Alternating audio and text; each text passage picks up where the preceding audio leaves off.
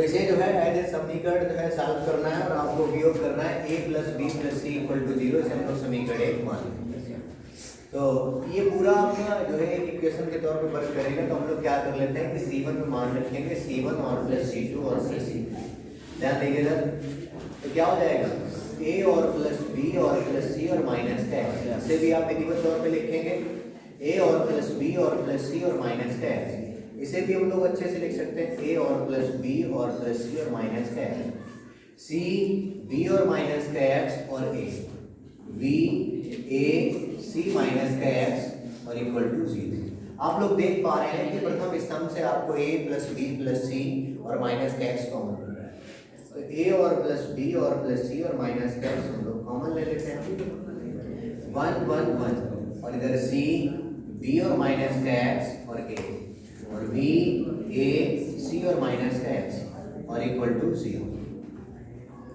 देखिए, तो आप देख पा रहे हैं कि इधर हम लोग क्या कर सकते हैं भाई, 1 1 1 बच रहा है। तो हम लोग क्या कर सकते हैं कि R2 में मान रखेंगे R2 और माइनस का R1, R3 में मान रखेंगे R3 और माइनस का R1। बेशक कुछ भी नहीं बन रहा है लेकिन 0 प्राप्त हो रहा है, जो कि प्रसार जो है आसान कर देगा। तो यहाँ पे हमें प्राप्त हो रहा है a और प्लस b और प्लस c और माइनस का x और उसके बाद 1 c और b। 1 माइनस 1 करेंगे तो 0 रहेगा, b और माइनस का x और माइनस c, a और माइनस का b, R3 माइनस R1 तो 1 माइनस 1 0, a और माइनस का c माइनस का x और माइनस का b और इक्वल टू क्या चल रहा है 0। ठीक है, थोड़ा सा इसे अच्छे से लिखना है हम लोगों को। तो a और प्लस b और प्लस c और माइनस का x। तो इधर हम लोग कुछ भी अच्छे से नहीं लिख पाएंगे तो हम लोग क्या कर लेते हैं कि प्रसार ही कर लेते हैं। तो 1 और ब्रैकेट में ये वाली लाइन क्रॉस, ये वाली लाइन क्रॉस, इसका बड़ा इधर, इसका बड़ा इधर। तो आ जाएगा b और माइनस का x और माइनस का c और इनटू में आ जाएगा c और माइनस का x और माइनस का b माइनस a माइनस का b और इनटू में आ जाएगा a और माइनस का c। तो बीच वाला पद कैसा होता है नेगेटिव। जब आप यहाँ पे मान रखेंगे तो ये वाली लाइन क्रॉस, ये वाली लाइन क्रॉस, इसका बड़ा इधर 0, इसका बड़ा इधर 0, तो क्या आ जाएगा 0। लास्ट वाला पद हमारा पॉजिटिव हुआ करता है। ये वाली लाइन क्रॉस, ये वाली लाइन क्रॉस, 0 और माइनस का 0। ठीक है, बात आपको अच्छे से समझ में आ रही है। देखिए, तो a और प्लस b और प्लस c और माइनस का हमारा क्या है x।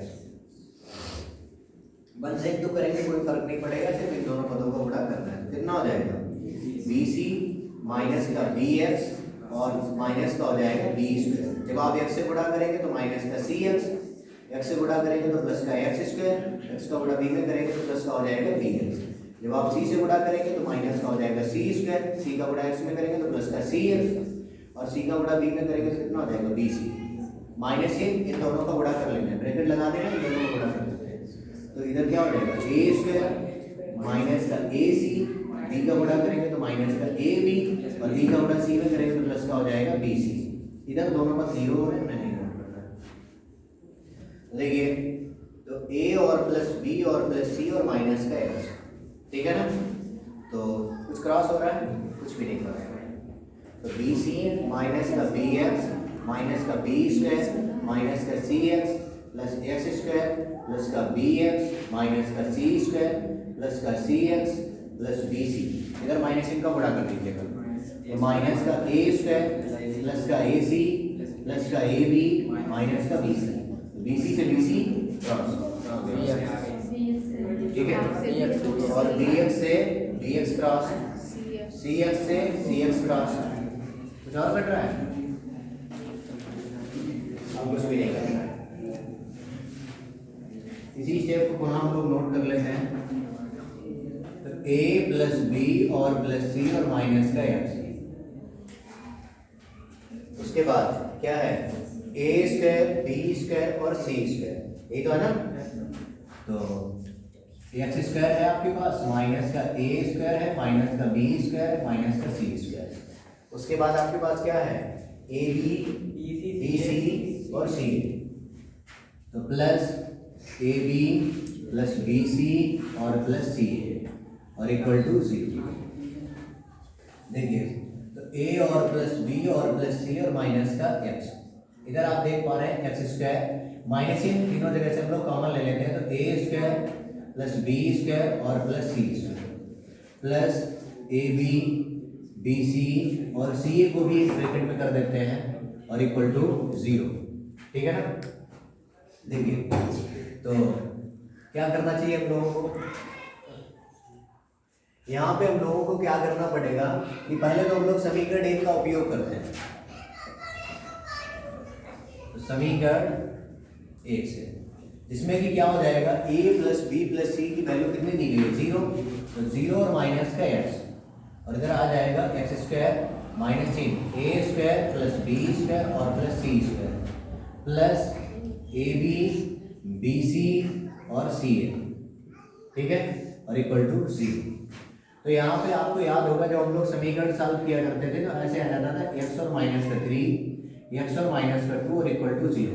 तो x माइनस 3 और इक्वल टू 0 लिख देते थे हम लोग और x और माइनस का 2 और इक्वल टू 0। ठीक है ना। उसी तरह से हम लोग इसे लिख सकते हैं माइनस का x और इक्वल टू 0 और एक बार इस पूरे पद के बराबर में 0 आ जाएगा। X square minus A square plus B square और plus C square plus A B C और सी ए और इक्वल टू 0। इसमें कि हमें इस पद की वैल्यू ज्ञात करनी है कि नहीं। तो x की वैल्यू कितना आ रहा है, यहाँ से x और इक्वल टू 0 आ जाएगा और यहाँ से x की एक और वैल्यू हम लोग ज्ञात कर सकते हैं।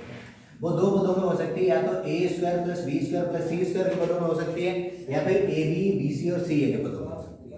ठीक है, वो हम ज्ञात कहाँ से करेंगे, देखिए तो हमारे पास समीकरण है, कौन सा समीकरण है, इसे हम लोग थोड़ी देर के लिए रोक देते हैं, समीकरण 2 में।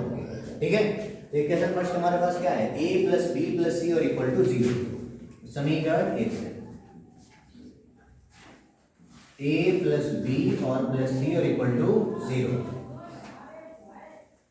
क्या कर देना चाहिए, बर्क कर देना चाहिए।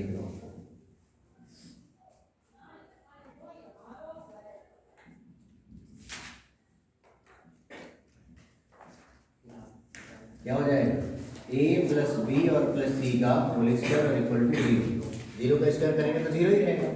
a प्लस बी प्लस सी का होल स्क्वायर आप लोग पहले से ही जानते हैं कि नहीं जानते। क्या होता है, a square plus B square plus C square plus 2ab plus 2bc और प्लस 2ca और इक्वल टू 0। ठीक है ना। तो मान हम लोग जो है या तो a square plus B square plus C square के पदों में ज्ञात करेंगे या फिर a b b c और c a के पदों में ज्ञात करेंगे। देखिए a square plus B square plus C square, इसे एक ब्रैकेट में कर लेते हैं, इधर से आप देखिए 2 मिल रहा है कौन सा, a b plus B C और प्लस सी ए और इक्वल टू 0।